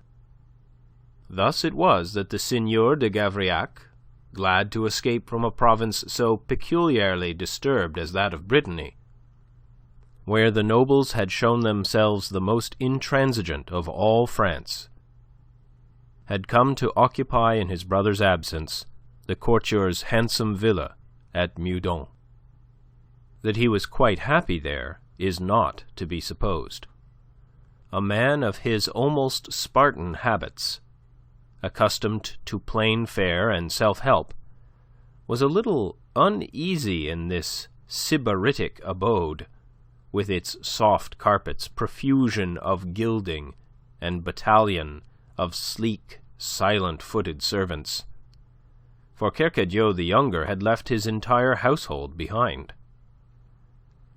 Time, which at Gavrillac he had kept so fully employed in agrarian concerns, here hung heavily upon his hands. In self-defence he slept a great deal, and but for Aline, who made no attempt to conceal her delight at this proximity to Paris and the heart of things, it is possible that he would have beat a retreat almost at once from surroundings that sorted so ill with his habits. Later on, perhaps, he would accustom himself and grow resigned to this luxurious inactivity. In the meantime, the novelty of it fretted him, and it was into the presence of a peevish and rather somnolent M. de Kercadiou that Andre-Louis was ushered in the early hours of the afternoon of that Sunday in June. He was unannounced, as had ever been the custom at Gavrillac. This because Benoit, M. de Kercadiou's old seneschal, had accompanied his seigneur upon this soft adventure, and was installed, to the ceaseless and but half-concealed hilarity of the impertinent valetaille that M. Etienne had left, as his maître d'hôtel here at Meudon. Benoit had welcomed M. Andre with incoherencies of delight. Almost had he gambolled about him like some faithful dog, whilst conducting him to the salon and the presence of the Lord of Gavrillac, who would, in the words of Benoit, be ravished to see M. Andre again. "Monseigneur! Monseigneur!" he cried in a quavering voice, entering a pace or two in advance of the visitor. "It is Monsieur Andre. Monsieur Andre, your godson, who comes to kiss your hand. He is here, and so fine that you would hardly know him. Here he is, Monseigneur. Is he not beautiful?" And the old servant rubbed his hands in conviction of the delight that he believed he was conveying to his master. Andre-Louis crossed the threshold of that great room, soft-carpeted to the foot, dazzling to the eye. It was immensely lofty, and its festooned ceiling was carried on fluted pillars with gilded capitals. The door by which he entered, and the windows that had opened upon the garden, were of an enormous height, almost, indeed, the full height of the room itself. It was a room overwhelmingly gilded, with an abundance of ormolu incrustations on the furniture, in which it nowise differed from what was customary in the dwellings of people of birth and wealth. Never, indeed, was there a time in which so much gold was employed decoratively as in this age, when coined gold was almost unprocurable, and paper money had been put into circulation to supply the lack. It was a saying of Andre-Louis that if these people could only have been induced to put the paper on their walls and the gold into their pockets, the finances of the kingdom might soon have been in better case.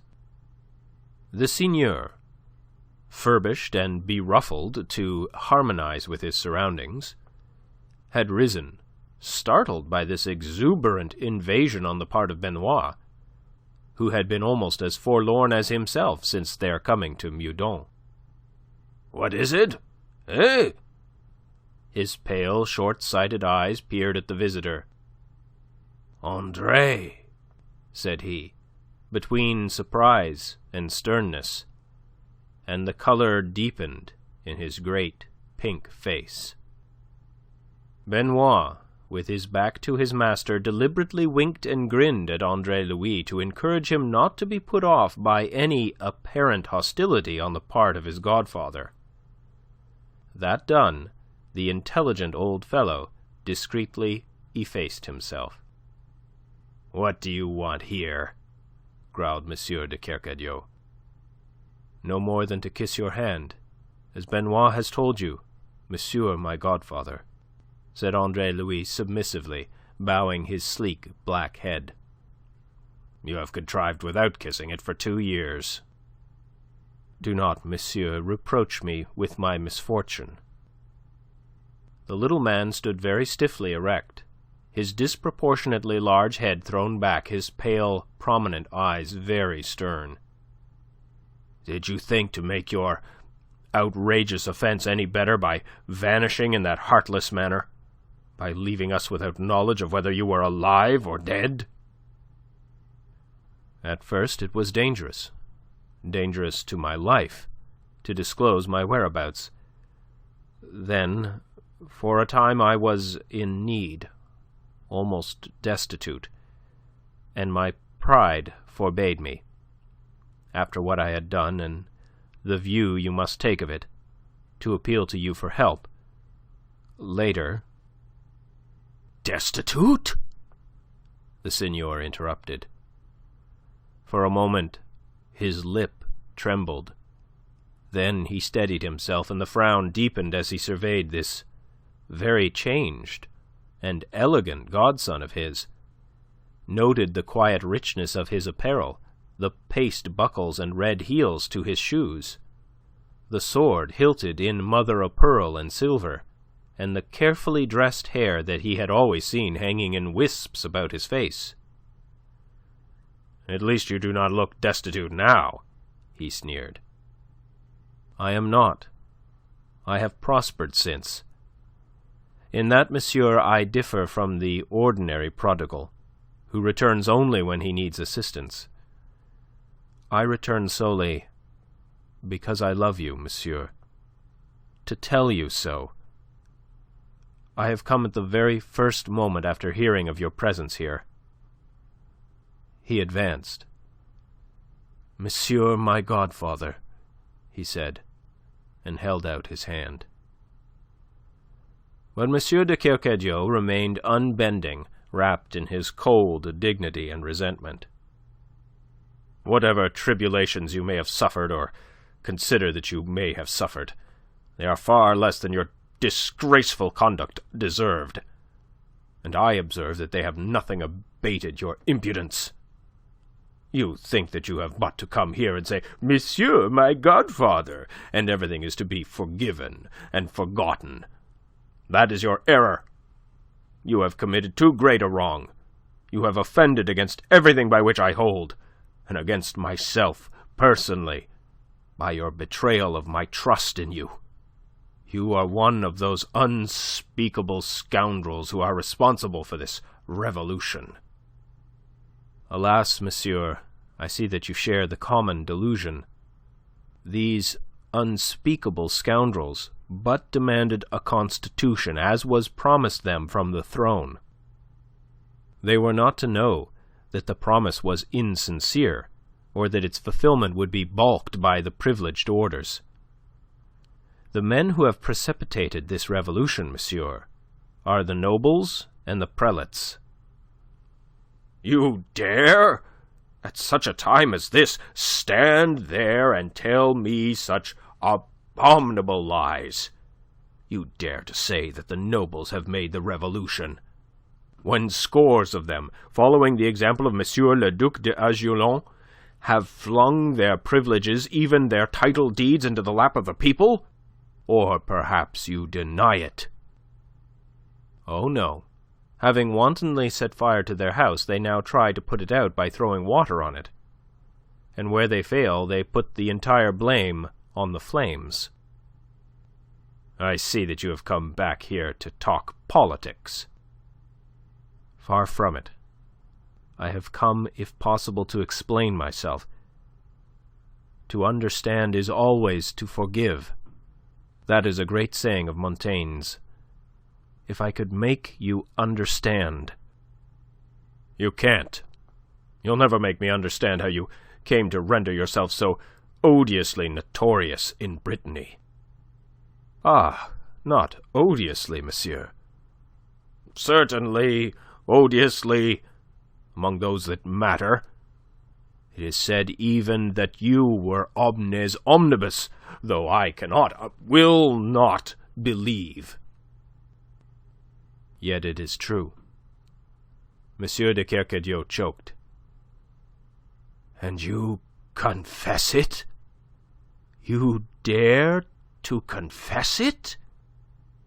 "What a man dares to do, he should dare to confess, unless he is a coward." "Oh, and to be sure you were very brave, running away each time after you had done the mischief. Turning comedian to hide yourself, doing more mischief as a comedian, provoking a riot in Nantes, and then running away again to become God knows what. Something dishonest by the affluent look of you. My God, man, I tell you that in these past 2 years I have hoped that you were dead, and you profoundly disappoint me that you are not." He beat his hands together and raised his shrill voice to call, "Benoit!" He strode away towards the fireplace, scarlet in the face, shaking with the passion into which he had worked himself. "Dead! I might have forgiven you, as one who had paid for his evil and his folly. Living, I never can forgive you. You have gone too far. God alone knows where it will end. Benoit! The door! Monsieur Andre-Louis Moreau, to the door!" The tone argued an irrevocable determination. Pale and self-contained, but with a queer pain at his heart, Andre-Louis heard that dismissal, saw Benoit's white, scared face and shaking hands half raised as if he were about to expostulate with his master. And then another voice, a crisp, boyish voice, cut in. "Uncle!" it cried, a world of indignation and surprise in its pitch, and then, "Andre!" And this time a note almost of gladness, certainly of welcome, was blended with the surprise that still remained. Both turned, half the room between them at the moment, and beheld Aline, in one of the long open windows, arrested there in the act of entering from the garden. Aline, in a milkmaid bonnet of the latest mode, though without any of the tricolour embellishments that were so commonly to be seen upon them. The thin lips of Andre's long mouth twisted into a queer smile. Into his mind had flashed the memory of their last parting. He saw himself again, standing, burning with indignation, upon the pavement of Nantes, looking after her carriage as it receded down the Avenue de Gigan. She was coming towards him now, with outstretched hands, a heightened colour in her cheeks, a smile of welcome on her lips. He bowed low and kissed her hand in silence. Then, with a glance and a gesture, she dismissed Benoit, and in her imperious fashion constituted herself Andre's advocate against the harsh dismissal which she had overheard.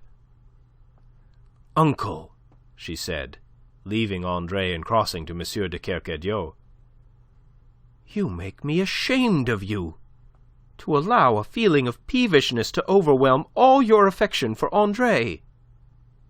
I have no affection for him. I had, once.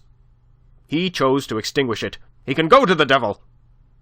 And please observe that I don't permit you to interfere." "But if he confesses that he has done wrong..." "He confesses nothing of the kind. He comes here to argue with me about these infernal rights of man. He proclaims himself unrepentant. He announces himself with pride to have been, as all Brittany says, the scoundrel who hid himself under the sobriquet of Omnes Omnibus. Is that to be condoned?" She turned to look at Andre across the wide space that now separated them. "But is this really so? Don't you repent, Andre, now that you see all the harm that has come?" It was a clear invitation to him, a pleading to him to say that he repented, to make his peace with his godfather. For a moment, it almost moved him. Then, considering the subterfuge unworthy, he answered truthfully, though the pain he was suffering rang in his voice. "To confess repentance," he said slowly, "would be to confess to a monstrous crime. Don't you see that? Oh, monsieur, have patience with me. Let me explain myself a little. You say that I am in part responsible for something of all this that has happened. My exhortations of the people at Rennes, and twice afterwards at Nantes, are said to have had their share in what followed there.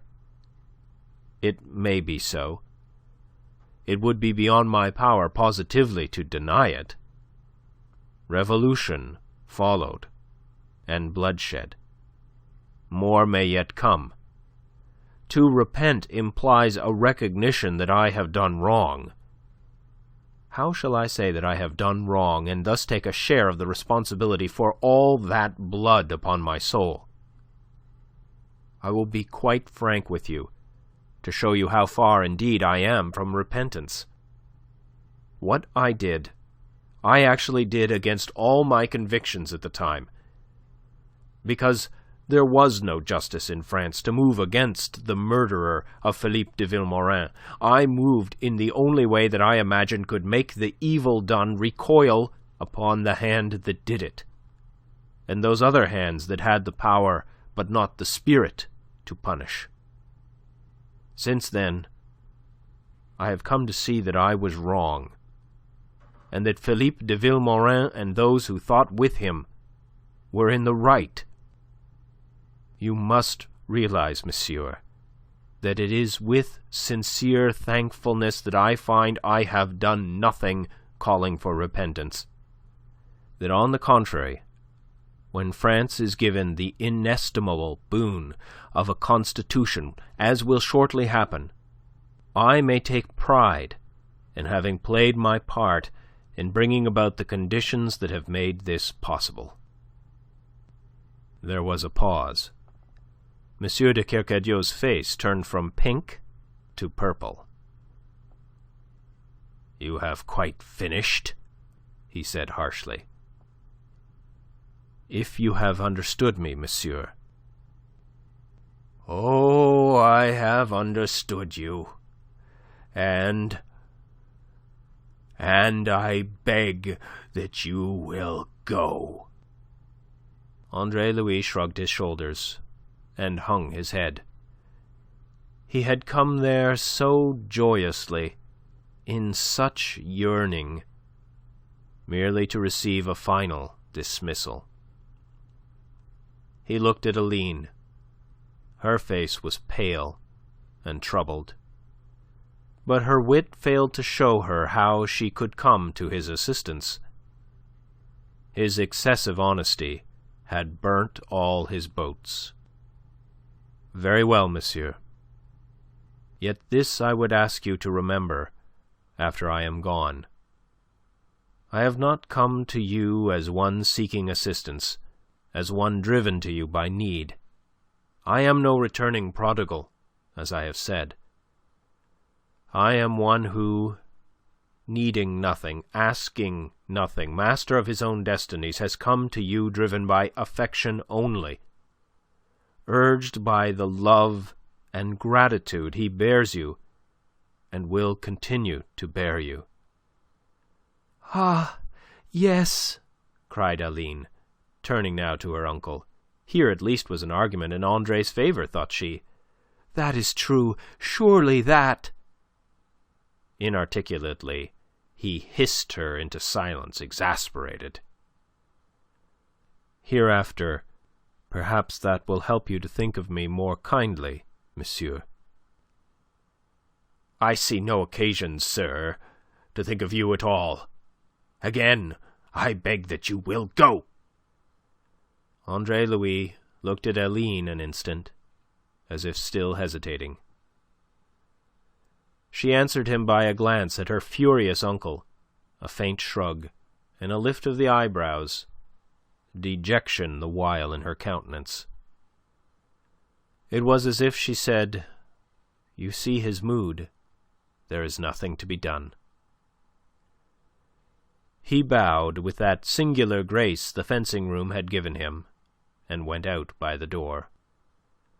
"Oh, it is cruel!" cried Aline in a stifled voice. Her hands clenched, and she sprang to the window. "Aline!" Her uncle's voice arrested her. "Where are you going?" "But we do not know where he is to be found." "Who wants to find the scoundrel?" "We may never see him again." "That is most fervently to be desired." Aline said, "Oof!" and went out by the window. He called after her, imperiously commanding her return. But Aline, dutiful child, closed her ears lest she must disobey him, and sped light-footed across the lawn to the avenue there to intercept the departing Andre-Louis. As he came forth, wrapped in gloom, she stepped from the bordering trees into his path. "Aline!" he cried, joyously almost. "I did not want you to go like this. I couldn't let you," she explained herself. "I know him better than you do, and I know that his great, soft heart will presently melt. He will be filled with regret. He will want to send for you, and he will not know where to send." "You think that?" "Oh, I know it. You arrive in a bad moment. He is peevish and cross-grained, poor man, since he came here. These soft surroundings are all so strange to him. He wearies himself away from his beloved Gavrillac, his hunting and tillage, and the truth is that in his mind he very largely blames you for what has happened, for the necessity, or at least the wisdom, of this change. Brittany, you must know, was becoming too unsafe. The chateau of La Tour d'Azur, amongst others, was burnt to the ground some months ago. At any moment, given a fresh excitement, it may be the turn of Gavrillac. And for this and his present discomfort he blames you and your friends. But he will come round presently. He will be sorry that he sent you away like this, for I know that he loves you, Andre, in spite of all. I shall reason with him when the time comes, and then we shall want to know where to find you." "At number 13, Rue de Sard. The number is unlucky, the name of the street appropriate. Therefore both are easy to remember." She nodded. "I will walk with you to the gates." And side by side now they proceeded at a leisurely pace down the long avenue, in the June sunshine, dappled by the shadows of the bordering trees. "You are looking well, Andre. And do you know that you have changed a deal? I'm glad that you've prospered." And then, abruptly changing the subject before he had time to answer her, she came to the matter uppermost in her mind. I have so wanted to see you in all these months, Andre. You were the only one who could help me, the only one who could tell me the truth. And I was angry with you for never having written to say where you were to be found. Of course you encouraged me to do so when last we met in Nantes. What? Still resentful? I am never resentful, you should know that. He expressed one of his vanities. He loved to think of himself a stoic. But I still bear the scar of a wound that would be the better for the balm of your retraction. Why, then, I retract, Andre. And now, tell me. Yes, a self-seeking retraction, said he. You give me something that you may obtain something. He laughed quite pleasantly. Well, well. Command me. Tell me, Andre. She paused as if in some difficulty, and then went on, her eyes upon the ground. Tell me the truth of that event at the Feydeau. The request fetched a frown to his brow. He suspected at once the thought that prompted it. Quite simply and briefly, he gave her his version of the affair. She listened very attentively. When he had done, she sighed. Her face was very thoughtful. That is much what I was told, she said. But it was added that Monsieur de La Tour d'Azyr had gone to the theatre expressly for the purpose of breaking finally with La Binet. Do you know if that was so? I don't, nor of any reason why it should be so. La Binet provided him the sort of amusement that he and his kind are forever craving. Oh, there was a reason, she interrupted him. I was the reason. I spoke to Madame de Sautron. I told her that I would not continue to receive one who came to me contaminated in that fashion. She spoke of it with obvious difficulty, her colour rising as he watched her half-averted face. Had you listened to me, he was beginning, when again she interrupted him. Monsieur de Sautron conveyed my decision to him, and afterwards represented him to me as a man in despair, repentant, ready to give proofs, any proofs, of his sincerity and devotion to me. He told me that Monsieur de La Tour d'Azyr had sworn to him that he would cut short that affair, that he would see La Binet no more. And then, on the very next day, I heard of his having all but lost his life in that riot at the theatre. He had gone straight from that interview with Monsieur de Sautron, straight from those protestations of future wisdom, to La Binet. I was indignant. I pronounced myself finally.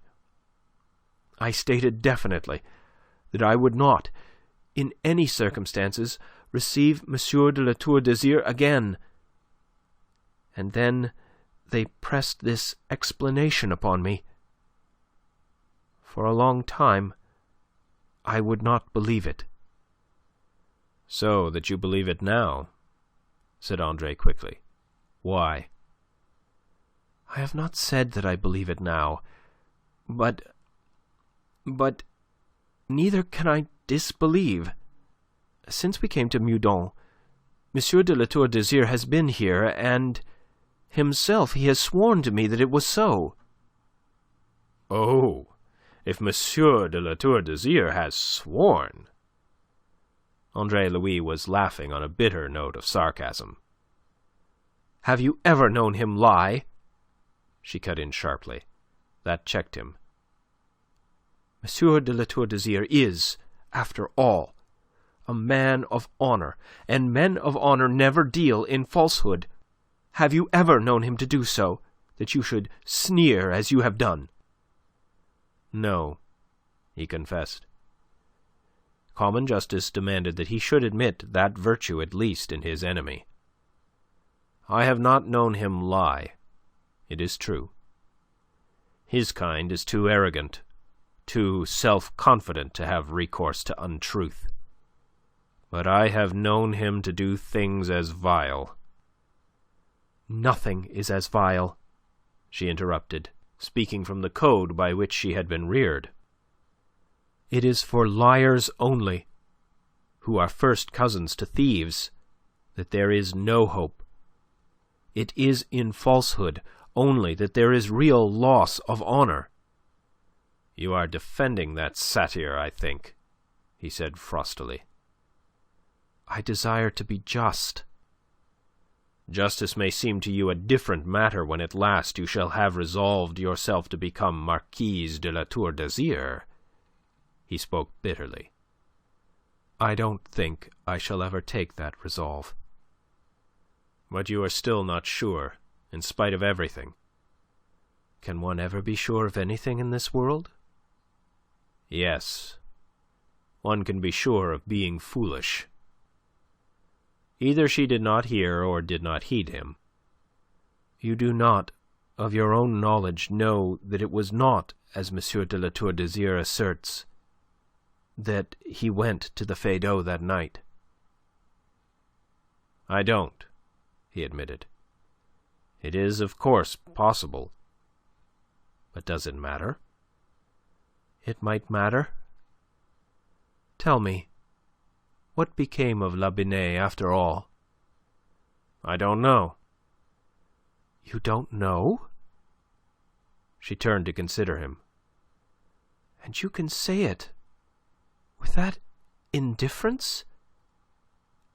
I thought you loved her, Andre." "So did I, for a little while. I was mistaken. It required a La Tour d'Azyr to disclose the truth to me. They have their uses, these gentlemen. They help stupid fellows like myself to perceive important truths. I was fortunate that revelation in my case preceded marriage. I can now look back upon the episode with equanimity and thankfulness for my near escape from the consequences of what was no more than an aberration of the senses. It is a thing commonly confused with love. The experience, as you see, was very instructive." She looked at him with frank surprise. "Do you know, Andre, I sometimes think that you have no heart." "Presumably because I sometimes betray intelligence. And what of yourself, Aline? What of your own attitude from the outset, where M. de la Tour d'Azyr is concerned? Does that show heart? If I were to tell you what it really shows, we should end by quarrelling again. And God knows I can't afford to quarrel with you now. I shall take another way." "What do you mean?" "Why, nothing at the moment, for you are not in any danger of marrying that animal." "And if I were?" "Ah! In that case, affection for you would discover to me some means of preventing it. Unless..." He paused. "Unless?" she demanded, challengingly, drawn to the full of her short height, her eyes imperious. "Unless you could also tell me that you loved him," said he simply, whereat she was as suddenly and most oddly softened. And then he added, shaking his head, "But that, of course, is impossible." "Why?" she asked him, quite gently now. "Because you are what you are, Aline. Utterly good and pure and adorable. Angels do not mate with devils. His wife you might become, but never his mate, Aline. Never." They had reached the wrought-iron gates at the end of the avenue. Through these they beheld the waiting yellow chaise which had brought Andre-Louis. From near at hand came the creak of other wheels, the beat of other hooves, And now another vehicle came in sight, and drew to a standstill beside the yellow chaise. A handsome equipage with polished mahogany panels on which the gold and azure of armorial bearings flashed brilliantly in the sunlight. A footman swung to earth to throw wide the gates, but in that moment the lady who occupied the carriage, perceiving Aline, waved to her and issued a command.